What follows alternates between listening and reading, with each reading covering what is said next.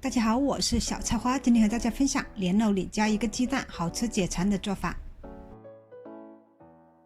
睡前在碗中倒入半碗糯米，倒入清水泡1夜，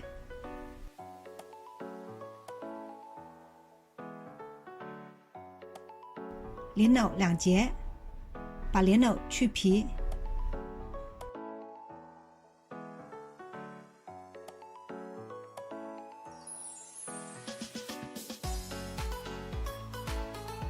莲藕去了皮洗干净，把莲藕刨成丝或者擦成莲藕泥，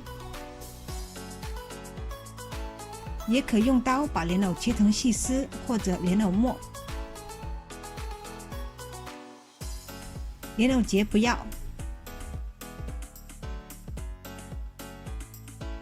莲藕丝越细越好。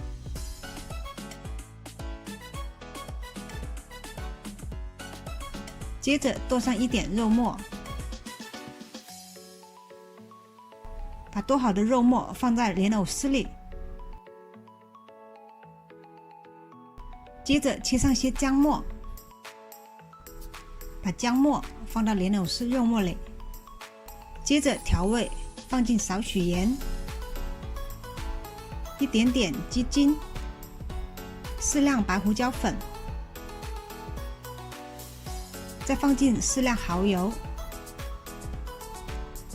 一点料酒，一些生抽，一点老抽上色，最后倒入些香油，这里应该打入1个鸡蛋，忘记拍了。不停地搅拌均匀，完全搅拌均匀后，放进点葱，再放进些淀粉，淀粉适量多放些，增加它们的粘性。再不停地顺着一个方向搅拌均匀，搅拌均匀上劲就可以了。把泡了1夜的糯米淘洗2遍，沥干水。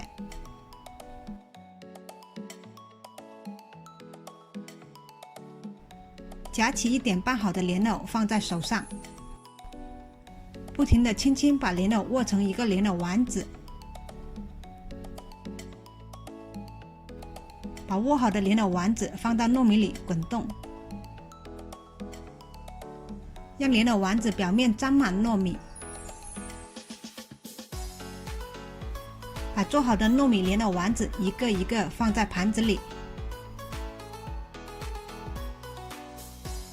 糯米莲藕丸子不要做得太大，一口一个刚刚好。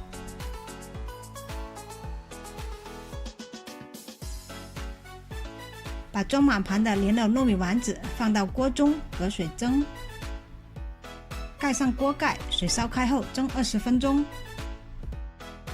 20分钟后，莲藕糯米丸子蒸好了，糯米颗粒分明，看着就好吃。出锅前撒上葱花。